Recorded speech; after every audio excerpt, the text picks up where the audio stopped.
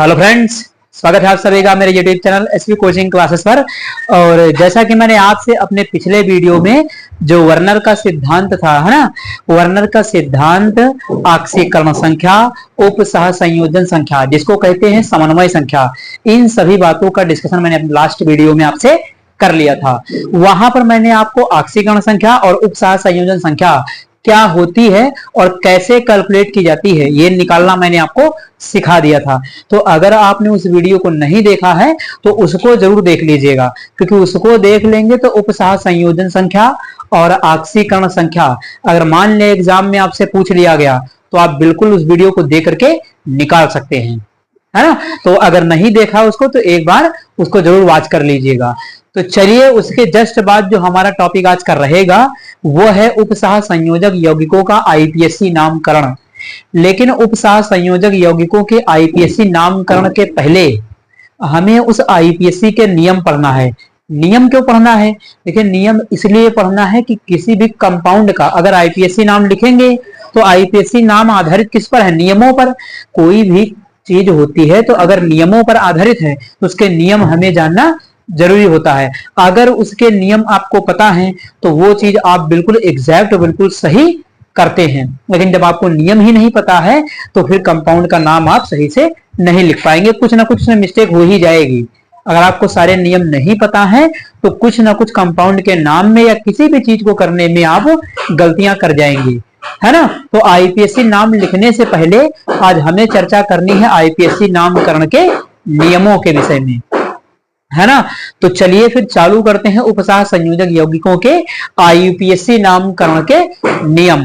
यहां पर मैं आपको एक एक नियम को बिल्कुल बाकायदा विधिवत समझाऊंगा। अगर किसी नियम में कोई किसी को दिक्कत होती है तो आप कमेंट बॉक्स में इसको पूछ सकते हैं। तो चलिए देखते हैं, सबसे पहला हमारा जो नियम है वो यहाँ पर क्या लिखा हुआ है। हेडिंग आपके सामने लिखी हुई है कि उपसह संयोजक यौगिकों के आईपीएससी नामकरण के नियम। अब देखिए, सबसे पहले एक छोटी सी बात आती है कि आईपीएससी का फुल फॉर्म क्या होता है।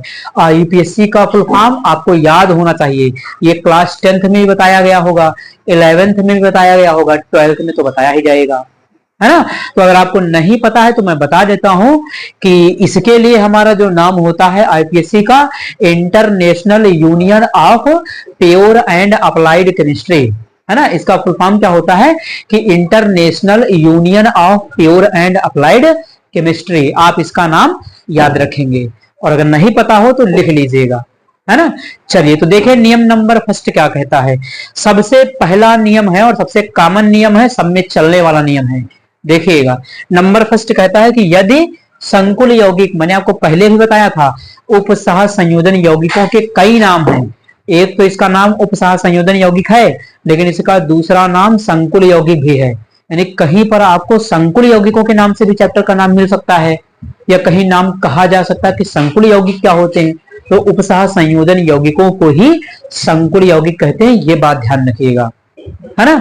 चलिए, तो लिखा हुआ है कि यदि संकुल यौगिक के आयनिक मंडल, अब ये आयनिक मंडल क्या होता है, सबसे फर्स्ट वीडियो में मैंने आपको आयनिक मंडल, समन्वय मंडल, सारी बातों का डिस्कशन आपसे किया था। अगर नहीं आता है तो उस वीडियो को देख लीजिएगा, सारी क्लियरिटी आपको हो जाएगी।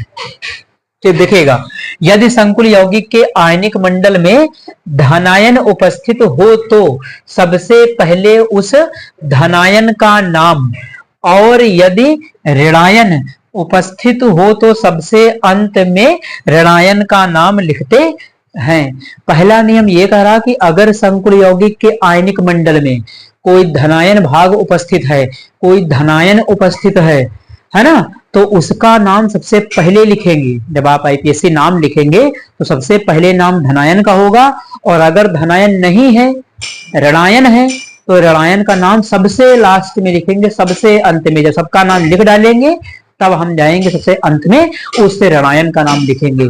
चलिए एग्जाम्पल लेकर के मैं आपको बात क्लियर करता हूं। देखिएगा, जैसे मैंने एक एग्जाम्पल, इस नियम को समझाने के लिए मैं आपको एग्जाम्पल बताता हूं कि कैसे है, क्या कह रहा है ये नियम।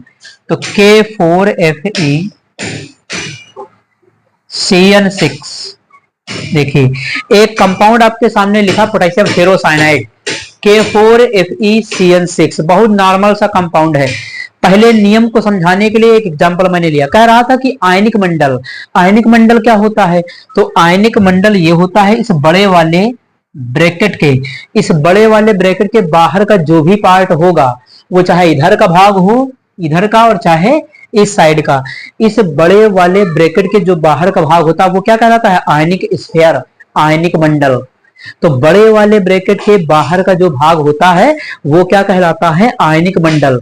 और नियम भी यही कह रहा कि आयनिक मंडल में धनायन उपस्थित हो तो, अगर धनायन होगा तो हमेशा ब्रैकेट के पहले लिखा होगा, अगर ऋणायन होगा निगेटिव चार्ज वाला तो हमेशा ब्रैकेट के बाहर लिखा होगा।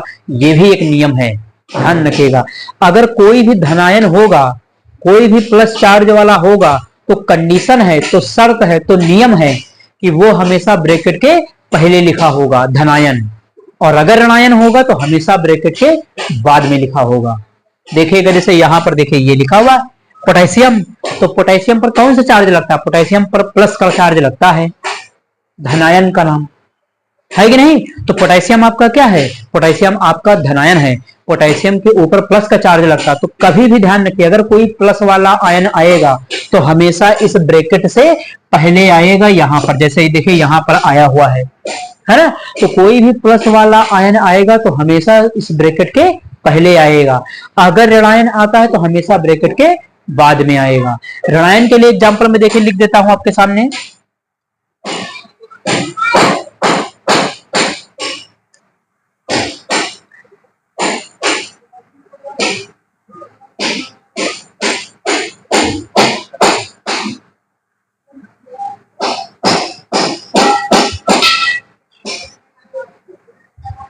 देखिए एक दूसरा एग्जाम्पल मैंने ये भी लिख दिया, ऋणायन वाला भी ले लिया। तो अगर धनायन भाग है तो हमेशा ब्रैकेट के पहले होगा, और अगर ऋणायन है नेगेटिव चार्ज वाला तो हमेशा कहाँ आएगा, ब्रैकेट के बाद में।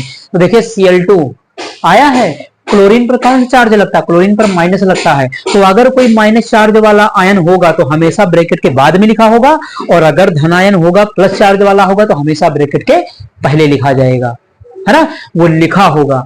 तो यही कह रहा पहला नियम कि आयनिक मंडल में धनायन उपस्थित हो तो सबसे पहले उस धनायन का नाम करा कि अगर धनायन है तो सबसे पहले धनायन का नाम। देखिए यहां पर धनायन है, यहां पर प्लस आएगा, मैंने बताया ब्रैकेट से पहले हमेशा कौन दिया जाता है आपको, धनायन। यहां पर देखिए पोटेशियम दिया गया, कहीं कहीं सोडियम दे दिया जाए, मैग्नीशियम दे दिया जाए, एल्युमिनियम दे दिया जाए, कोई भी दिया जा सकता है, लेकिन धनायन होगा हमेशा ब्रैकेट से पहले, पहले जो भी दिया जाएगा हमेशा आपको धनायन दिया जाएगा। ठीक, तो चलिए, तो कह रहा कि सबसे पहले अगर धनायन उपस्थित है तो वहां पर हमें सबसे पहले धनायन का नाम लिखना है। तो धनायन में देखिए यहां पर कौन है, यहां पर है पोटेशियम, है ना। तो इसका नाम क्या लिखेंगे, पोटेशियम, पोटेशियम। और एक चीज और ध्यान रखिएगा, इनकी संख्या नहीं लिखनी, जैसे यहां पर देखिए 4 लगा है ना। तो इस संख्या से हमें कोई लेना देना नहीं है, वो चाहे धनायन में हो चाहे ऋणायन में हो, है ना। तो यहां पर देखिए इसका सिंपल नाम क्या लिखा जाएगा, पोटेशियम। तो यही कह रहा कि अगर कोई धनायन उपस्थित है तो सबसे पहले धनायन का नाम लिखेंगे। देखिए यहां पर धनायन उपस्थित था तो सबसे पहले इसका नाम लिखा, और कॉमन नेम कुछ भी और एक्स्ट्रा नहीं जोड़ना आपको, जो उसका नाम है, पोटेशियम है तो पोटेशियम, मैग्नीशियम है तो मैग्नीशियम, सोडियम है तो सोडियम, जो होगा उसका कॉमन नेम। ये संख्या से आपको कोई लेना देना नहीं, जैसे 4 यहाँ पर लिखा है तो ये नहीं कि आप टेट्रा वेट्रा या 2 लिखा तो डाई वाई लगाने लगे, केवल उसका सामान्य नाम लिखना, उसकी संख्या वंख्या को लेना नहीं है ना। तो यहाँ पर इसका नाम क्या हो जाएगा, पोटेशियम हो जाएगा। तो ये बात तो प्लस वाले के लिए हो गई, जब कोई प्लस वाला भाग उपस्थित हो, आयनिक मंडल में कोई धनायन उपस्थित हो।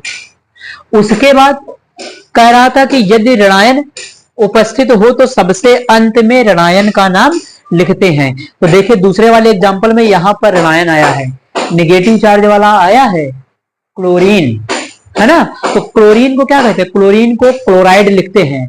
तो जानते हैं यहां पर क्या करेंगे, जब सबका नाम यहां से लिख चुकेंगे, है ना, जब सबका नाम यहां से लिख देंगे तो सबसे लास्ट में जब नाम आएगा तो किसका लिखा जाएगा, इसका। और इसका नाम भी, है ना, इसका नाम भी मैं आपको बता देता हूं, इसका नाम क्या होगा, क्लोराइड।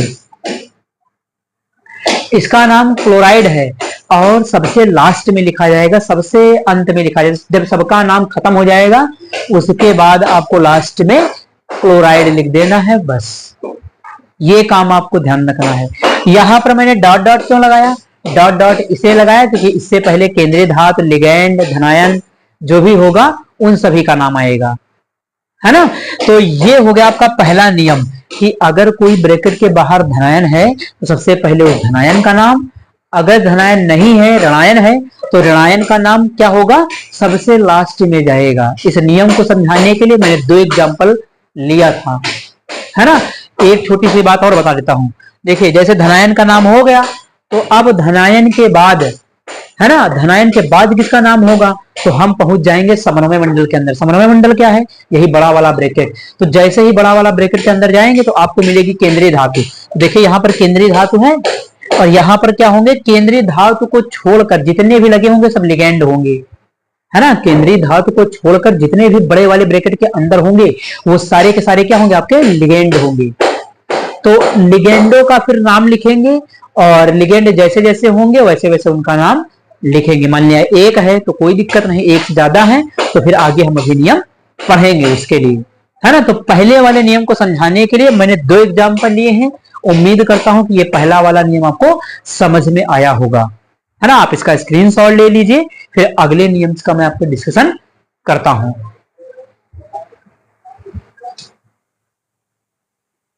तो चलिए अब देखते हैं यहां पर नियम नंबर 2 हमारा क्या कहता है। तो देखिएगा यहां ध्यान से, कहता है कि यदि संकुल यौगिक में कोई धनायन उपस्थित ना हो तो, अब कह रहा कि अगर संकुल यौगिक में कोई धनायन उपस्थित ना हो, कह रहा कि अगर प्लस वाला कोई भी आयन उपस्थित ना हो तब क्या होगा, फिर ना हो तो समन्वय मंडल में उपस्थित लिगेंड का नाम सबसे पहले उसकी संख्या के साथ लिखते हैं। कह रहा है कि अगर आयनिक मंडल में कोई धनायन उपस्थित नहीं है, प्लस वाला आयन नहीं है, है ना, तब हम क्या करेंगे, तब हम पहुंच जाएंगे समन्वय मंडल के अंदर। समन्वय मंडल क्या होता है, तो समन्वय मंडल ये वाला जो ब्रैकेट होता है इसके अंदर का भाग, ये बड़े वाले ब्रैकेट के अंदर का जो भाग है वो समन्वय मंडल कहलाता है ना। तो प्लस वाला अगर भाग नहीं है तो हम कहा जाएंगे समन्वय मंडल के अंदर। समन्वय मंडल के अंदर सबसे पहले कौन मिलेगा, आपको केंद्रीय धातु मिलेगी, उसके बाद सब आपको लिगैंड मिलेंगे। जैसे एग्जांपल में देखिए, यहां एग्जांपल लेते हैं, जैसे एक एग्जांपल यहां पर लिख दिया कि CONH3 टू द होल 5। ये देखिए जैसे एक एग्जांपल मैंने इस नियम को समझाने के लिए ले लिया, CONH3 टू द होल 5 ये लिया। अब देखिए यहां पर क्या है, यहां पर केवल एक लिगैंड की बात की जा रही है, यानी जब लिगैंड क्या होगा, केवल एक होगा, सिंगल, है ना। तो यहां पर देखिए कोई भी प्लस वाला भाग यहां पर नहीं है ना। इसके देखिए बाहर यहां पहले कोई भी प्लस वाला आयन नहीं आया, यानी इसमें कोई भी धनायन नहीं है ना। तो हम कहा जाएंगे, अंदर जाएंगे समन्वय मंडल के अंदर, और समन्वय मंडल के अंदर सबसे पहले आपको कौन मिलेगा, पहले आपको मिलेगी केंद्रीय धातु, जो किस ब्लॉक की होती है, डी ब्लॉक की होती है ना। तो ये हो गई आपकी केंद्रीय धातु, ये केंद्रीय धातु हो गई। अब केंद्रीय धातु को छोड़ने के बाद जितने भी एलिमेंट लिखे होंगे, जितने भी अणु लिखे होंगे वो सब क्या होंगे, लिगैंड। देखिए यहां पर लिगैंड कौन है, NH3, अमोनिया है NH3। अमोनिया एक उदासीन लिगैंड है, मैंने आपको लिखाया था, है ना। तो ये कैसा लिगैंड है, उदासीन लिगैंड है। देखिए यहाँ पर केंद्रीय धातु के बाद लिगैंड आया, लेकिन लिगैंड कितना है, केवल एक ही प्रकार का लिगैंड, केवल अमोनिया आया और कोई लिगैंड नहीं है ना। तो सबसे पहले आप किसका नाम लिखेंगे, लिगैंड का नाम लिखेंगे। नियम यही कह रहा कि समन्वय मंडल में उपस्थित लिगैंड का नाम सबसे पहले उसकी संख्या के साथ लिखते हैं, यानी लिगैंड की संख्या कितनी है उस संख्या के साथ सबसे पहले किसका नाम लिखेंगे, लिगैंड का नाम लिखेंगे, है ना। तो चलिए यहां पर देख लेते हैं। तो लिगैंड कौन है, अमोनिया है NH3। NH3 का संकुल में नाम क्या होगा, मैंने आपको जब लिगैंड पढ़ाया था तो वहां सबके नाम याद करवाए थे, सबके नाम बताए थे। अगर आपने उस वीडियो को नहीं देखा है तो उसको जरूर देख लीजिएगा, वरना IPSC नाम लिखना भूल जाइए। फिर अगर लिगैंड का आपको नाम नहीं याद है तो फिर आप IPSC नाम कभी नहीं लिख पाएंगे, कोई पॉसिबिलिटी ही नहीं है। तो उस वीडियो को जरूर देख लीजिएगा, या लिगैंड आपने कहीं से भी पढ़ रखा हो तो नाम जरूर याद रखिएगा, ठीक। चलिए तो NH3 की संख्या कितनी है, तो 5 है। अब 5 को क्या कहते हैं, तो 5 को कहते हैं पेंट, 5 से हो जाता है पेंट, है ना। तो हम इसको कहेंगे पेंटा, है ना। तो इसका नाम देखिए क्या लिखेंगे, हम लिखेंगे पेंटा, 5 से लिखेंगे पेंटा, है ना, 2 से लिखते हैं डाई, 3 से लिखते हैं ट्राई, 4 से लिखते हैं टेट्रा, 5 से पेंटा, 6 से हेक्सा, 7 से हेप्टा, इस तरीके से, है ना। तो ये सब बातें लिखते हैं। तो यहाँ 5 से हो जाएगा पेंटा, और NH3 का नाम क्या है, संकुल यौगिक में नाम क्या होगा, मैंने आपको लिखा था लेकिन वहां पर, तो एमीन, है ना। तो इसका नाम हो जाएगा पेंटा एमीन, है ना, पेंटा एमीन, है ना, ये होगा पेंटा एमीन। उसके बाद और कोई तो लिगेंड है नहीं, जब और कोई लिगेंड नहीं तो लिगेंड की संख्या के बाद, यानी लिगेंडों का नाम खत्म होने के बाद किसका नाम लिखेंगे, केंद्रीय धातु का, है ना। तो केंद्रीय धातु यहाँ पर कौन है, कोबाल्ट है। तो पेंटा एमीन, और यहां लिखेंगे कोबाल्ट, है ना, कोबाल्ट। और ये नियम है कि सबके नाम ब्रैकेट के अंदर जो पार्ट होगा उनका नाम जोड़ करके, बाकी ब्रैकेट के बाहर जो होगा उसका नाम अलग, ब्रैकेट के बाहर वालों का नाम अलग, ब्रैकेट के अंदर वालों का नाम एक साथ, है ना, ये आपको ध्यान देना। तो पेंटा एमीन कोबाल्ट। उसके बाद जो केंद्रीय धातु होगी उसकी ऑक्सीकरण संख्या आपको लिखनी होती है। तो ऑक्सीकरण संख्या, मैंने आपको ऑक्सीकरण संख्या बहुत निकालना सिखाया है कंपाउंड में, है ना। अगर नहीं आता है तो इसके पहले वाला वीडियो देख लीजिएगा, उपसह संयोजन संख्या और ऑक्सीकरण संख्या कैसे निकाली जाती है ना। तो पेंटा एमीन कोबाल्ट, इस पर कोई चार्ज नहीं है, नहीं होता है। एमीन पर, अमोनिया पर कोई चार्ज नहीं होता, और इस पर भी कोई चार्ज नहीं है। तो यहां हम ब्रैकेट में क्या लिख देंगे, 0। तो पेंटा एमीन कोबाल्ट, इसका चार्ज कोई है नहीं यहाँ पर, तो 0 लिख दिया। तो ये बात हो गई नियम नंबर 2 के लिए। अभी केवल मैं आपको जस्ट समझाने के लिए आपको कर रहा हूं, उसके बाद नाम लिख करके पूरा तो मैं आपको डिटेल में समझाऊंगा, है ना। बिल्कुल एक एक नियम की क्लैरिटी हो जाएगी। केवल नियम को समझाने के लिए मैं आपके सामने यहाँ एग्जाम्पल ले रहा हूँ, ठीक। तो ये बातें क्लियर हो गई। उसके बाद देखिए नियम नंबर 2 के लिए मैंने ये एग्जाम्पल ले लिया। अब नियम नंबर 3 को देखते हैं, ये क्या कहता है। देखिए कहता है कि यदि संकुल यौगिक में एक से ज्यादा लिगेंड उपस्थित हो तो उनके नाम अंग्रेजी वर्णमाला के अनुसार, है ना, उनकी संख्या के साथ लिखते हैं। तीसरा नियम कह रहा कि अगर संकुल यौगिक में, संयोजन यौगिक में एक से ज्यादा लिगेंड आ जाए तब क्या करेंगे आप, है ना। तो बिल्कुल वैसे सेम नियम, अगर धनायन है तो सबसे पहले धनायन का नाम, धनायन नहीं है तो समन्वय मंडल के अंदर आ जाएंगे, और समन्वय मंडल के अंदर सबसे पहले किनका नाम लिखते हैं, लिगेंड का। तो यहाँ पर तो एक ही लिगेंड था। अब जरा एक एग्जांपल मैं आपको समझा देता हूं, जहां पर एक से ज्यादा लिगेंड हो उसमें आप नाम कैसे लिखेंगे। तो देखिएगा यहाँ पर, चलिए तो देखिएगा यहाँ पर मैंने आपको कई सारे लिगेंड लेकर के भी एग्जांपल ले लिया यहाँ पर। तो देखिएगा ये एग्जांपल, देखिए यहाँ पर आयरन है, लोहा, और ये आपका क्या है, देखिए Fe क्या है, केंद्रीय धातु, है ना। केंद्रीय धातु को छोड़कर अंदर ब्रैकेट के जितने होंगे, बड़े वाले ब्रैकेट के अंदर केंद्रीय धातु को छोड़ करके जितने भी लिखे होंगे परमाणु, वो सब क्या होंगे, लिगेंड, लिगेंड कहलाते हैं। तो यहाँ पर देखिए आयरन, लोहा क्या है आपका, केंद्रीय धातु है। बाकी H2O क्या है आपका, लिगेंड है, उदासीन लिगेंड। उसके बाद ब्रोमीन आया, ऋणायन, ऋणावेशित लिगेंड है, मैंने आपको लिखाया है। Cl आया है, क्लोरीन, तो ये भी क्या है आपका, ऋणावेशित लिगेंड है ना। तो ये ध्यान रखिएगा। अब देखिए यहाँ पर क्या है कि एक से ज्यादा विभिन्न प्रकार के लिगेंड आ गए, अलग अलग लिगेंड, और उनकी संख्या भी सबकी अलग अलग है। देखिएगा यहाँ पर H2O है, H2O की संख्या कितनी है, 4, यानी वाटर है, H2O जो लिगेंड है उसकी संख्या कितनी है, 4 है। ब्रोमीन की संख्या 1 है, क्लोरीन की संख्या 1 है। तो कह रहा है ये नियम, यदि संकुल यौगिक में एक से ज्यादा लिगेंड उपस्थित हो, तो यहाँ देखिए एक से ज्यादा लिगेंड है, ये तो बात क्लियर है। उसके बाद हो तो उनके नाम अंग्रेजी वर्णमाला के अनुसार उनकी संख्या के साथ लिखते हैं। तो यहाँ पर आपको अंग्रेजी वर्णमाला रूल लगाना पड़ेगा। अंग्रेजी वर्णमाला रूल क्या है कि लिगेंड जो है उनका इंग्लिश में जो नाम है उसके नाम में किसका अक्षर पहले आता है। जैसे ये है वाटर, जल, जल एक लिगेंड है, वाटर एक लिगेंड है। लिगेंड, इस वाटर का संकुल में नाम क्या होता है, एक्वा, एक्वा, है ना, मुझे याद है, आपको भी याद रखना होगा, इसका नाम है एक्वा। तो ऐसे लिखा जाएगा एक्वा। तो वाटर का अगर नाम लिखेंगे इंग्लिश में, अंग्रेजी वर्णमाला कह रहा है, अंग्रेजी में इसका नाम क्या होगा, एक्वा। तो एक्वा के लिए यहाँ पर कौन आया, देखिए ए आया है, तो इसके नाम में ए आ रहा है। इसका क्या है, तो ब्रोमो, ब्रोमो या ब्रोमिडो। बीआर को क्या कहते हैं, बीआर जब लिगेंड बनेगा तो लिगेंड के रूप में बीआर का नाम क्या लिखेंगे, ब्रोमो या ब्रोमिडो। चाहे ब्रोमो लिखिए या ब्रोमिडो लिख दीजिए, दोनों सही है, दोनों में से कोई एक लिखिएगा, दोनों नहीं लिखिएगा, ठीक। Cl है आपका तो क्लोरो या क्लोरिडो, है ना, इन दोनों में से किसी एक नाम का यूज कर सकते हैं। तो इसका नाम तो ए से चालू होगा एक्वा, यानी वाटर का तो एक्वा हो जाएगा। इसका बी से चालू होगा ब्रोमो होगा, इसका सी से चालू होगा तो ये सी से क्लोरो हो जाएगा। तो बी से ब्रोमो हो जाएगा, सी से क्लोरो, और वाटर का क्या है एक्वा। तो सबसे पहले नाम किसका लिखा जाएगा, सबसे पहले नाम लिखा जाएगा वाटर का, क्योंकि अंग्रेजी वर्णमाला में सबसे पहले ए आता है, उसके बाद बी आता है, फिर सी आता है। तो इसका नाम एक्वा है वाटर का, तो सबसे पहले नाम एक्वा, जिसके नाम का अक्षर पहले आएगा उसको पहले लिखा जाएगा। तो वाटर की संख्या कितनी है, 4 है। तो 4 के लिए क्या लगाते हैं, 4 के लिए लगाते हैं टेट्रा, याद कर लीजिए। 2 के लिए डाई, 3 के लिए ट्राई, 4 के लिए टेट्रा, 5 के लिए पेंटा, 6 के लिए हेक्सा, 7 के लिए हेप्टा, 8 के लिए ऑक्टा, इस प्रकार से, है ना। चलिए, तो इसका नाम ए से आएगा, सबसे पहले हमें नाम किसका लिखना होगा, इसी का लिखना होगा। एक चीज और चेक करिएगा, यहां भी कोई प्लस वाला आयन अभी नहीं आया है। अगर होता प्लस वाला तो सबसे पहले नाम उस धनायन का ही लिखते। नियमों को ध्यान से समझना है।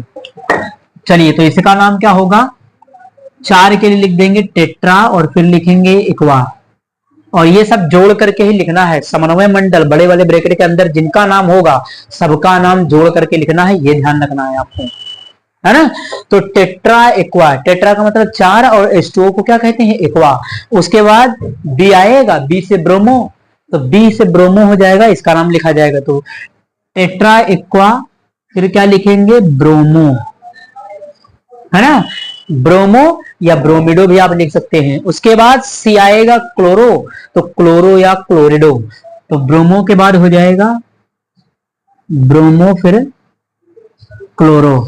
तो टेट्रा एक्वा ब्रोमो क्लोरो, ये हो गया। सारे लिगेंड खत्म। जब लिगेंड खत्म तब किसका नाम लिखा जाएगा, केंद्रीय धातु का। केंद्रीय धातु कौन है, तो आयरन है, लोहा, है ना। तो यहां पर लिखेंगे आयरन।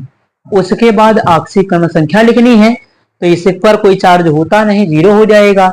ब्रोमीन पर 1 माइनस लगता, क्लोरीन पर 1 माइनस लगता, 1 माइनस 1 माइनस 2 हो जाएगा, उधर चला जाएगा तो 2, यानी आयरन पर यहाँ 2 का चार्ज आएगा, है ना। ये जस्ट केवल एग्जाम्पल के लिए मैं आपको समझा रहा हूं। अभी जब मैं आपको डिटेल में एग्जाम्पल करवाऊंगा प्रैक्टिस, तो वहां पर कोई भी नहीं छूटेगा। कठिन से कठिन कंपाउंड, आसान से लेकर के हाई लेवल तक सारे एग्जाम्पल मैं आपको करवाऊंगा, है ना। तो इस एग्जाम्पल को क्लियर करने के लिए मैंने ये एग्जाम्पल लिया है। नियम नंबर 3 को समझाने के लिए ये एग्जांपल मैंने लिया था। आप इसका स्क्रीनशॉट ले लीजिए, है ना। ये तो समझाने के लिए मैं आपको एग्जांपल समझा रहा हूँ, इसी से नाम ना लिखने लगिएगा कि उसमें आधा आधा नाम लिख दिया था।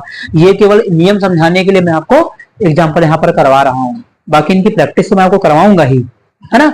तो आप इनका स्क्रीनशॉट ले लीजिए, फिर अगले नियम का डिस्कशन मैं आपसे करता हूँ।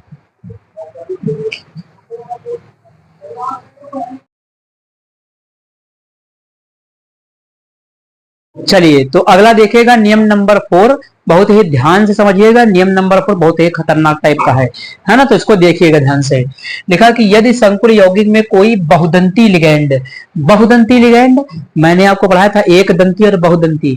बहुदंती लिगैंड आपका द्विदंती, त्रिदंती, चतुष्दंती, पंचदंती, षटदंती, है ना। ये सारे किसमें आते हैं, आपके द्विदंती से लेकर के षटदंती तक, यानी 2 लोन पेयर देने से लेकर के 6 लोन पेयर डोनेट करने तक, सब किसके एग्जाम्पल हैं, बहुदंती लिगैंड के, है ना। तो ये ध्यान रखिएगा, बहुदंती लिगैंड उपस्थित हो और उनके नाम में पहले से ही डाई, ट्राई, टेट्रा, ये वाले शब्द उन लिगैंड के नाम में पहले से यही आ रहे हों, है ना। तो अगर उनके नाम में पहले से ही डाई, ट्राई, टेट्रा शब्द आ रहे हैं तो इसके लिए क्या करना पड़ेगा, है ना। टेट्रा शब्द आए तो उनके लिए निम्न उपसर्गों का प्रयोग करते हैं। तो उनके लिए कुछ उपसर्गों का प्रयोग करते, कुछ शब्द जोड़ते हैं। देखिए क्या है, यहां पर लिखा कि बहुदंती लिगैंड की संख्या, ये बहुदंती लिगैंड उनकी संख्या है। अगर बहुदंती लिगैंड 2 होंगे तो क्या उपसर्ग लगाएंगे, बिस। देखिए यहां पर लिखा है, अगर 3 होंगे तो ट्रिस, है ना। अगर बहुदंती लिगैंड है, उसके नाम में डाई वाई आ रहा है और संख्या में कितना है, 3 है, तो क्या लगाएंगे वहां पर, ट्रिस, है ना। उसके बाद अगर बहुदंती लिगैंड कितना है, संख्या में 4 है, तो उसके नाम में क्या लगाएंगे, टेट्राकिस। यहां पर देखिए लिखा हुआ है 4 नंबर के लिए टेट्राकिस लिखा हुआ है। तो इस प्रकार से, है ना, अगर डाई, ट्राई, व्राई लगा हुआ है पहले से, तो जितनी उनकी संख्या होगी, मान लीजिए उनकी संख्या 2 है तो 20 लगा देंगे, 3 है तो ट्रिस, 4 है तो टेट्राकिस, 5 है तो पेंटाकिस, किस, इस तरीके से उसमें ऐड कर देंगे, हम जोड़ देंगे, है ना। चलिए, तो ये तो हो गया नियम। अब इसको समझाने के लिए मैंने एग्जाम्पल भी लिखा हुआ है आपके सामने।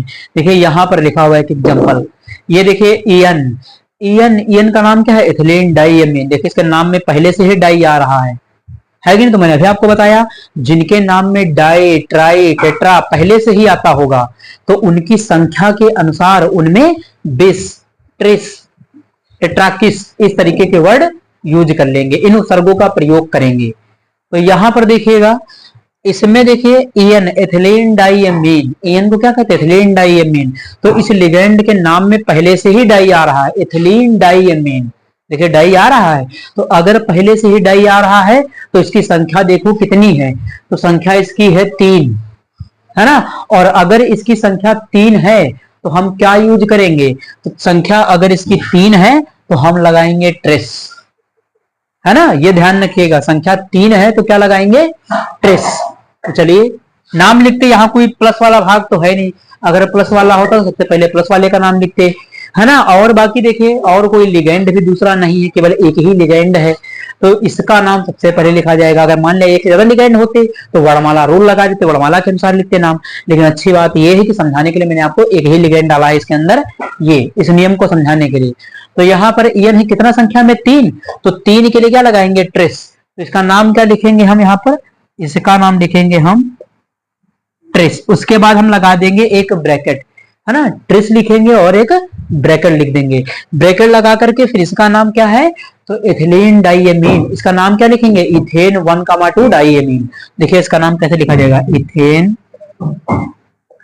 1,2 डाइएमीन। ये इसका नाम ब्रैकेट के अंदर हो जाएगा। अभी जस्ट केवल समझाने के लिए मैं आपको बता रहा हूं, एग्जाम्पल लिखने की आवश्यकता आपको नहीं है, लेकिन समझना जरूरी है नियम को, है ना। तो इथेन 1,2 डाइएमीन। उसके बाद देखिए केंद्रीय धातु का नाम, धातु कौन है आपकी, कोबाल्ट है। तो नाम क्या होगा धातु का, लिखेंगे यहां पर, इसके साइड में लिख देंगे कोबाल्ट, है ना। अभी जस्ट केवल समझाने के लिए है, ये लिखने की कोई आवश्यकता नहीं है ना। तो ये हो गया 1,2 डाइएमीन कोबाल्ट। और यहाँ पर ऑक्सीकरण संख्या कितनी, तो 3 प्लस का लिखा हुआ है, तो ऑक्सीकरण संख्या को हम रोमन में लिख देते हैं यहाँ पर। तो इस प्रकार से ये एग्जाम्पल मैंने आपको समझा दिया। यहाँ पर पहले से इसके नाम में डाई आ रहा था, संख्या में 3 था, तो क्या लगा दिया, 3 है संख्या तो ट्रेस, ये देखिए लगा दिया ट्रेस इसके नाम में। उसके बाद देखिएगा एक एग्जांपल इधर भी लिखा हुआ है, क्रोमियम PPS3। PPS3 को कहते हैं ट्राइफेनिल फास्फीन। तो देखिए इसका नाम क्या है, इसका नाम है ट्राइफेनिल फास्फीन, है ना, ट्राइफेनिल फास्फीन। अगला एग्जांपल देखिए, क्रोमियम है PPS3 और होल ट्वाइज 2 है संख्या में। देखिए इसका नाम क्या है, तो इसका नाम है ट्राइफेनिल फास्फीन। तो इसके नाम में पहले से ही ट्राई आ रहा है, तो मैंने बताया जिनके नाम में पहले से डाई, पहले से ट्राई, पहले से टेट्रा पहले से आता होगा, उनकी संख्या को देखिए और इन उपसर्गों का प्रयोग कीजिए। तो देखिए इसकी संख्या कितनी है, यहाँ पर 2। तो अगर बहुदंती लिगैंड के नाम में पहले से डाई, ट्राई, टेट्रा आ रहा, तो उनकी संख्या को देखिए, संख्या कितनी है 2। इसके नाम में ट्राई आ रहा है, ट्राइफेनिल फास्फीन, तो देखिए संख्या कितनी है 2। तो अगर संख्या 2 है तो क्या यूज करेंगे, बिस, यानी इसके नाम में क्या लिखेंगे, बिस। तो यहां पर लिख देंगे बिस। बिस हमेशा बिस लिखने के बाद ब्रैकेट में इसका नाम लिखा जाएगा। इसका नाम क्या है, इसका नाम है ट्राइफेनिल फास्फीन। तो चलिए लिख लेते हैं ट्राइफेनिल, है ना, यहां पर लिख देते हैं ट्राइफेनिल फास्फीन, ट्राइफेनिल फास्फीन और ब्रैकेट बंद। तो बिस ट्राइफेनिल फास्फीन हो जाएगा। उसके बाद ये क्रोमियम है, तो क्रोमियम, इस पर चार्ज कोई होता नहीं, तो नाम लिख करके क्रोमियम 0 कर सकते हैं, है ना। तो ये मैंने आपको नियम को समझाने के लिए केवल एग्जांपल लिखा हुआ है। अभी मैंने किसी का नाम आपको लिखना नहीं बताया कंप्लीटली, केवल नियमों को एक्सप्लेन करने के लिए मैं आपको छोटे छोटे एग्जांपल लेकर के ये समझाता हूं। इनके नाम अभी नहीं लिखिएगा क्योंकि ये सब आधे अधूरे, नियमों को समझाने के लिए मैं आपको एग्जांपल समझा रहा हूं, है ना। तो आप इसका स्क्रीनशॉट ले लीजिए, फिर मैं अगले नियम का आपसे डिस्कशन करता हूं। तो चलिए अगले नियमों का डिस्कशन करते हैं। तो नियम नंबर देखिएगा यहाँ पर 5 क्या लिखा हुआ है कि यदि संकुल यौगिक पर ऋणावेश उपस्थित है तो केंद्रीय धातु परमाणु के नाम में एट जोड़कर लिखते हैं। कह रहा कि अगर समन्वय मंडल पर, है ना, संकुल यौगिक पर मतलब है समन्वय मंडल पर, है ना, अगर कोई भी ऋणावेश उपस्थित है, निगेटिव चार्ज लगा हुआ है, तो जब केंद्रीय धातु का नाम लिखेंगे तो उसे केंद्रीय धातु के नाम में क्या करेंगे, एट शब्द का यूज करेंगे, एट जोड़ देंगे। क्या एट जोड़ना है, एग्जाम्पल से मैं आपको बताता हूं। देखिएगा यहाँ पर मैंने एग्जाम्पल ले लिया, जैसे यहाँ पर देखिए FeCN टू द होल 6, है ना, ये ले लिया एग्जाम्पल। ये देखिए, तो कह रहा कि अगर समन्वय मंडल पर, भाई संकुल यौगिक का मतलब क्या है, समन्वय मंडल पर, बड़े वाले ब्रैकेट के ऊपर अगर कोई भी चार्ज लगा है निगेटिव, ऋणात्मक, ऋणावेश, है ना, धनावेश से मतलब नहीं है, ऋणावेश से। नियम देखिए क्या कह रहा है, ऋणावेश, धनावेश को काउंट नहीं करना है, ये भी ध्यान रखिएगा। प्लस वाले से कोई फर्क नहीं पड़ेगा, लेकिन निगेटिव अगर चार्ज होगा तब फर्क पड़ेगा। ऋणावेश उपस्थित है तो केंद्रीय धातु परमाणु के नाम में एट जोड़कर लिखते हैं, है ना, ये ध्यान रखिएगा। चलिए, तो देखिए यहाँ पर FeCN to the whole 6 4 minus, यही वाला चार्ज आपसे कह रहा कि ऊपर अगर कोई भी चार्ज लगा है, निगेटिव है, माइनस है, तो जब आप केंद्रीय धातु इसका जब नाम लिखेंगे तो इसके नाम में एक शब्द जोड़ देंगे, है ना। देखिए कैसे, जैसे यहाँ पर देखिए इसका नाम, सबसे यहाँ पर देखिए बाहर कोई धातु है नहीं, तो सबसे पहले लिगेंड का नाम होगा, लिगेंड एक ही है, एक से ज्यादा होता तो वर्णमाला रूल लगा देते। एक लिगेंड है, कौन है, साइनाइड है, बहुदंती है नहीं, एक दंती ही है। संख्या में कितना है, तो 6 है, और अगर 6 है तो 6 को क्या कहते हैं, हेक्सा, है ना। तो यहां पर हम लिख देंगे हेक्सा, हेक्सा। CN को क्या कहते हैं, साइनो, मुझे याद है, आपको भी याद करना पड़ेगा, तो hexa cyano, hexa cyano, hexa cyano होगा। Fe को क्या कहते हैं, Fe को कहते हैं फेरस, है ना, फेरस लिख सकते हैं या आयरन लिख सकते हैं, लेकिन यहां पर हम यूज करेंगे फेरस, क्योंकि फेरस में एट जोड़ना अच्छा लगता है, आयरन में थोड़ा आयरनेट थोड़ा सा कम अच्छा लगता है, तो नाम इसका फेरस यूज होगा, ये भी ध्यान रखना है, ठीक। तो Fe का नाम क्या होगा, फेरस, और फेरस में एट जोड़ देंगे तो नाम इसका फेरेट हो जाएगा, है ना। तो साइनो, उसके बाद क्या लिखेंगे, फेरेट, तो hexa cyano ferrate, hexa cyano ferrate लिखा जाएगा। देखिए नाम में इसके क्या जोड़ दिया, एट, यानी फेर प्लस एट, ऋणावेश उपस्थित था, है ना, तो फेरस प्लस एट, तो फेरेट इसका नाम हो गया। देखिए यहां पर लिखा फेरेट, है ना, फेरेट हो गया। अब ऑक्सीकरण संख्या निकालना, तो ऑक्सीकरण संख्या निकालना मैंने आपको बहुत सिखाया है, मैं डायरेक्ट यहाँ पर लिख दूंगा, जब कंपाउंड में आपको नाम लिखना सिखाऊंगा तो वहां पर निकाल करके भी दिखा दिया करूंगा। तो यहाँ पर ऑक्सीकरण संख्या इसकी 2 आएगी, 4 यहाँ 6, ये घटाओगे तो 2 आ जाएगा, और ऑक्सीकरण संख्या को यहाँ पर रोमन में लिख देना है ब्रैकेट के अंदर, ठीक। तो ये इसका नाम हो गया, यही ये नियम आपसे कह रहा था पांचवा। छठा देखिएगा क्या कहता है, कहता है कि लिगेंडो का नाम लिखने के बाद धातु का नाम और उसकी ऑक्सीकरण संख्या को ब्रैकेट में रोमन में पद्धति में लिखते हैं। कह रहा कि जब लिगेंडो का नाम खत्म हो जाएगा सबका, तो उसके बाद आपको किसका नाम लिखना, केंद्रीय धातु का, जो मैं अभी तक करता आ रहा हूं, वही नियम यहाँ पर लिखा हुआ है। तो सिर्फ सारे लिगेंड खत्म हो जाएंगे तो केंद्रीय धातु का नाम, तो देखिए लिगेंड का नाम लिखा, उसके बाद केंद्रीय धातु का नाम लिखा। अगर इसके ऊपर प्लस चार्ज होता तो इसका नाम कॉमन वही फेरस या आयरन लिख सकते हैं, लेकिन जब निगेटिव चार्ज होगा तो आपको एट जोड़ना पड़ेगा, ये नियम कह दिया है, ये ध्यान रखना पड़ेगा आपको, ठीक। तो ये हो गया केंद्रीय धातु का नाम। उसके बाद ऑक्सीकरण संख्या, केंद्रीय धातु का नाम और उसकी ऑक्सीकरण संख्या को ब्रैकेट के अंदर, ब्रैकेट लगाइए, देखिए ब्रैकेट लगाया यहाँ पर ब्रैकेट, और जो ऑक्सीकरण संख्या निकल के आई उसको रोमन पद्धति में, रोमन डिजिट में आपने देखा होगा, है ना, जिसे ये लिखा हुआ फर्स्ट सेकंड थर्ड फोर्थ, इस तरीके से, तो रोमन पद्धति में लिखते हैं, यानी ब्रैकेट के अंदर रोमन पद्धति में। देखिए यहां पर मैंने लिख करके आपको बता दिया, है ना। इस एग्जाम्पल से ये दोनों नियम आपको क्लियर हो रहे होंगे। उसके बाद अगला नियम देखिए, कहता है यदि आयनिक मंडल में कोई डी ब्लॉक तत्व उपस्थित है, कह रहा कि आयनिक मंडल के अंदर, है ना, कोई डी ब्लॉक का तत्व उपस्थित है, तो उसका नाम, तो उसके नाम के साथ उसकी ऑक्सीकरण संख्या भी लिखते हैं। तो कह रहा अगर कोई डी ब्लॉक का तत्व आ गया, है ना, अब डी ब्लॉक का तत्व, तो डी ब्लॉक में धातुएं हैं और धातुओं पर प्लस चार्ज होता है, तो वो हमेशा ब्रैकेट के पहले आएंगी, है ना, और उन पर प्लस चार्ज लगेगा, तो जो भी उन पर चार्ज होगा उस चार्ज को आपको लिखना पड़ेगा, वही चार्ज उनकी आक्सीकरण संख्या होगा। लेकिन किस ब्लॉक का? डी ब्लॉक का। ये नियम कहता है एस और पी ब्लॉक से हमें लेना देना नहीं है, एस पी ब्लॉक का आएगा तो ना कॉमन नेम ही लिखना है। अगर डी ब्लॉक का तत्व आया तो उसकी आक्सीकरण संख्या को उसी के साथ ब्रैकेट में रोमन में लिखना पड़ेगा आपको। देखिए यहाँ पर एग्जांपल मैंने लिया है, ये एच जी मरकरी आया, देखिए इस वाले एग्जांपल में, तो एच जी मरकरी किस ब्लॉक का? मरकरी डी ब्लॉक का है ना। तो यहाँ पर देखिए एच जी आया है, अब एच जी पर कितना चार्ज होगा, है ना। तो यहाँ पर अगर कोई चार्ज नहीं दिया गया तो आप इस पर एक प्लस का चार्ज मान सकते हैं, यहाँ पर प्लस मान लीजिए और यहाँ पर उतना ही क्या मान लीजिए, माइनस का चार्ज मान लीजिए। तो इस पर प्लस का अगर चार्ज लिखा है तो इसका नाम हम क्या लिखेंगे, मरकरी, है ना, और उसके बाद ब्रैकेट में लिख देंगे फर्स्ट। तो ये वाली बात ये कह रहा है ना, कि डी ब्लॉक के तत्व का नाम लिखिए और ब्रैकेट में उसकी आक्सीकरण संख्या को भी आपको लिख देना है। तो मरकरी हो गया और फर्स्ट हो गया। बाकी आपने जो नियम पढ़े वैसे करिए, ब्रैकेट के अंदर जाइए, लिगैंड का नाम लिखिए, केंद्रीय धातु का नाम लिखिए। अगर निगेटिव चार्ज है इस पर, देखिए इस पर भी निगेटिव चार्ज आया, तो यहां भी जब इसका नाम लिखेंगे तो कोबाल्ट से कोबाल्टेट हो जाएगा। जैसे देखिए एससीएन, एससीएन क्या है, थायोसाइनेटो एस, है ना। जैसे यहां पर अगर इसका नाम लिखना हो तो थायोसाइनेटो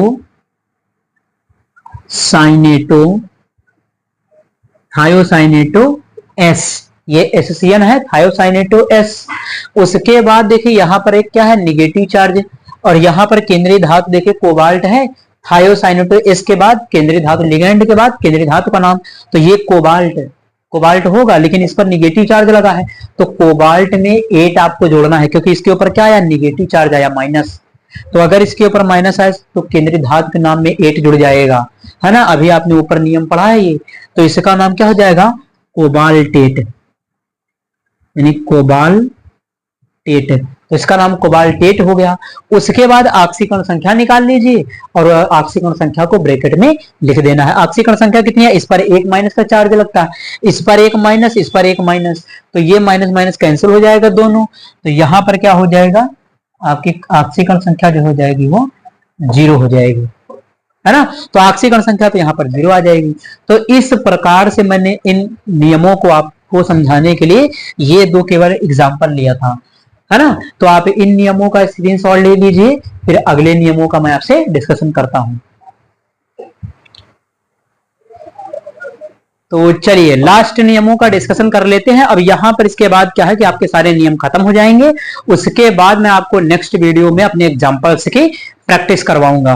तो यहां पर देखिएगा नियम नंबर 8 क्या कहता है कि जटिल धनायन व ऋणायन में, यानी जटिल धनायन व ऋणायन वाले संकुल यौगिकों में क्या होगा, किसी संकुल की आक्सीकरण संख्या निकालकर दोनों में बराबर विभाजित करके उनकी केंद्रीय धातु की आक्सीकरण संख्याएं लिख देते हैं।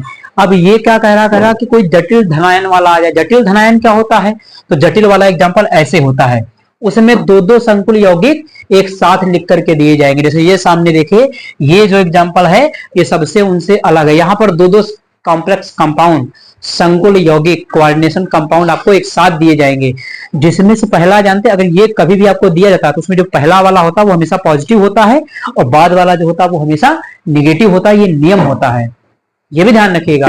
उसमें जो पहला उपसह संयोजन यौगिक होगा वो हमेशा पॉजिटिव वाला होगा और बाद वाला जो होगा वो हमेशा निगेटिव वाला होगा। ये नियम है, ये भी याद रखिएगा। जैसे यहाँ पर देखिए दो आपको दिए गए, इन दोनों का आपको नाम लिखना है ना। तो नियम में यही कह रहा। अब यहां पर हमें क्या है कि आक्सीकरण संख्या निकालने में दिक्कत हो सकती है, लेकिन कोई समस्या नहीं होगी। किसी एक में आक्सीकरण संख्या निकाल लीजिए और उस आक्सीकरण संख्या को क्या कर देना है, दोनों में बराबर क्या कर देना है, विभाजित कर देना है, डिवाइड कर देना है, वहां से हमें पता चल जाएगा। तो इसमें क्या करना होगा, हमें आक्सीकरण संख्या निकाल लेनी, किसी एक कंपाउंड की निकाल लीजिए और फिर उस आक्सीकरण संख्या को दोनों में विभाजित कर देना है आपको, है ना। तो चलिए देखिए कैसे। देखिए यहाँ पर ये कंपाउंड और ये कंपाउंड, देखिए यहाँ पर हम आक्सीकरण संख्या नहीं निकाल पाएंगे क्योंकि अमोनिया पर कोई चार्ज होता नहीं, 0 होता है, और यहाँ पर हम आक्सीकरण संख्या निकाल सकते हैं। तो आक्सीकरण संख्या अगर इसके निकालना तो x बना लीजिए, यहाँ पर एक चार्ज इसके ऊपर होता है तो 1 × 2 हो जाएगा, -1 चार्ज होता है संख्या में, 2 बराबर क्या करेंगे 0, तो x बराबर उधर चला जाएगा तो 2 हो जाएगा। यानी यहां पर आक्सीकरण संख्या कितनी आई, +2 आई, है ना। अब +2 आक्सीकरण संख्या को क्या कर देना है, इन दोनों में डिवाइड कर देना है। यानी यहाँ प्लस आपका क्या हो जाएगा, इसको 1 दे देना है और उतना ही इसको -1 देना। यानी यहाँ पर +1 हो गया और यहाँ पर -1 हो गया, है ना। तो जितना चार्ज आएगा उसमें से आधा प्लस पहले वाले को दे देना है और उतना आधा माइनस बाद वाले को दे देना। जैसे मतलब 4 आ जाता तो 4 आता अगर, तो +2 पहले वाले को दे देते और -2 बाद वाले को दे देते, है ना। ये आपको ध्यान रखना है, इस तरीके से ये निकाल लिया जाएगा। तो एक तो ये तरीका हो जाता है, इस तरीके से भी आप आक्सीकरण संख्या से निकाल सकते हैं। और एक दूसरा मेथड भी है, वो जब मैं आपको आईपीएससी नाम लिखाऊंगा इसका तो वहां पर बता दूंगा। एक और आक्सीकरण संख्या निकालने का तरीका है, आप और डिवाइड करके निकाल सकते हैं। ठीक, तो ये हो जाएगी इसकी बात। तो ये वाला नियम आपका यही बात कह रहा था।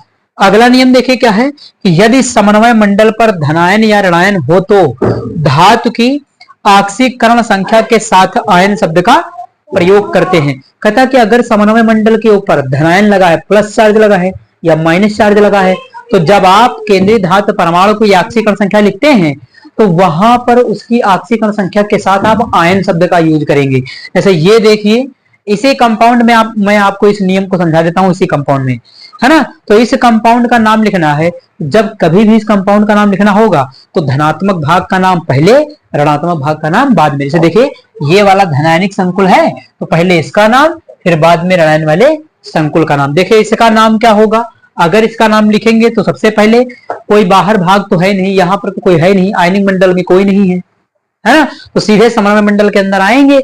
और यहाँ पर कौन है, लिगेंड, एक ही लिगेंड है अमोनिया के एक प्रकार का। एक से ज्यादा होते तो हमारा जोर लगा देते, लेकिन वो तो है नहीं, एक ही लिगेंड है। कौन है, अमोनिया। संख्या कितनी है, 2, तो 2 के लिए डाई। तो क्या नाम लिखेंगे इसका, इसका नाम लिखेंगे डाई एमीन। डाई एमीन, ये है सिल्वर Ag।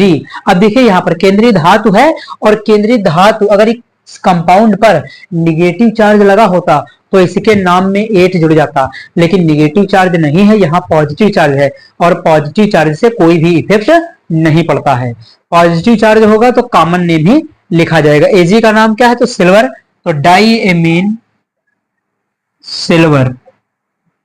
ऑक्सीकरण संख्या कितनी है, तो सीधे देख रहे हैं इसकी तो 0 होगी, तो सीधे चार्ज कितना, +1, तो सिल्वर फर्स्ट ब्रैकेट में लिखा। अब इसी ऑक्सीकरण संख्या को लिखने के बाद जितना चार्ज लगा उसके लिए आप आयन लिख सकते हैं। देखिए यहाँ पर प्लस चार्ज लगा है तो यहाँ पर एक शब्द कहते हैं आयन। इस प्रकार से ये कह रहा था ये वाला नियम, नीचे जो आपका नियम लिखा है वो यही बात कह रहा है कि मान लिया उस पर अगर कोई चार्ज लगा हुआ है तो वहां पर आप आयन शब्द का प्रयोग करेंगे, है ना। तो मैंने देखिए इसका नाम लिख करके बता दिया। अगर इसका आप स्क्रीनशॉट लेना चाहें तो उसका ले सकते हैं, फिर मैं इसका भी नाम इसमें जोड़ करके लिख देता हूं। चलिए तो इसका नाम मैं आपको बता देता हूं, इसको हटा करके। ये हो गया पहले का। दूसरे का क्या होगा, फिर वही, यहां कोई है नहीं तो पहले इसका नाम लिखा जाएगा। लिगेंड एक ही है तो क्या है, 2 है तो डाई हो जाएगा। डाई, CN को कहते हैं साइनो, तो डाई साइनो, डाई साइनो। अब यहां देखिए सिल्वर, है ना, इसका नाम होता है अर्जेंटाइट, है ना। एक नाम इसका जो लैटिन भाषा में नाम है वो अर्जेंटाइट है ना। तो नाम में इसके देखिए यहाँ पर माइनस चार्ज लगा है तो इसके नाम में यहाँ पर क्या हो जाएगा, अर्जेंटेट हो जाएगा, है ना। तो यहाँ डाई साइनो नाम लिखा जाएगा इसका अर्जेंटेट, है ना, अर्जेंटेट नाम लिखा जाएगा। और यहां पर देखिए चार्ज कितना है, ऑक्सीकरण संख्या अगर देखें तो 1 है माइनस का, तो यहां पर 1 लिख देंगे, है ना। उसके बाद ये लिखा, अब कह रहा था ये वाला नियम कि आयन शब्द का प्रयोग करते हैं तो अर्जेंटेट फर्स्ट आयन, ये लिख सकते हैं आप इसको, है ना। अब यहां पर ध्यान रखिए, यहां पर देखिए एक चीज ध्यान देने वाली आई, क्या चीज, अगर कभी भी कंपाउंड के ऊपर माइनस का चार्ज लगा है, जैसे यहां पर देखिए ये, तो ये मत समझिएगा कि आपको रोमन में संख्या माइनस में लिखनी है। जैसे -1 लिखा तो आप कभी ऐसे नहीं लिख दीजिएगा, है ना। अगर ऐसे आपने रोमन में माइनस लगा दिया तो ये क्या हो जाएगा, गलत हो जाएगा, क्योंकि रोमन संख्याओं में कभी भी माइनस नहीं लगाया जाता है। आपने पढ़ा होगा रोमन संख्याएं, रोमन संख्याओं में कभी भी माइनस का चिन्ह यूज नहीं होता है। और हमें ऑक्सीकरण संख्या यहाँ रोमन डिजिट में ही लिखनी है, है ना। तो याद ये रखिएगा कि कभी भी रोमन डिजिट के सामने माइनस का सिंबल यूज नहीं होता है। तो जब आक्सीकरण संख्या माइनस में होगी तो आपको रोमन में लिखना है, लेकिन चिन्ह का यूज नहीं करना है, ये ध्यान रखना है ना। तो इस प्रकार से ये वाला आपका नाम हो गया। और ये नियम क्या कह रहा था कि आक्सीकरण संख्या के बाद अगर कोई चार्ज लगा है कंपाउंड के ऊपर तो आयन शब्द का प्रयोग करिए। तो मैंने दोनों जगह आपको बता दिया, यहां भी देखिए आयन लिखा है, यहां भी देखिए आयन लिखा है ना। तो इस प्रकार से आज मैंने जो नियम लिए थे वो नियम मैंने आपको समझा दिए। उम्मीद करता हूं कि आप सभी को ये नियम समझ में आए हुए होंगे। तो अगर चैनल पर नए हैं तो चैनल को सब्सक्राइब करें, वीडियो को लाइक करें और शेयर करते रहिए। चलिए फिर मिलते हैं अपने नेक्स्ट लेक्चर में। Thanks for watching this video.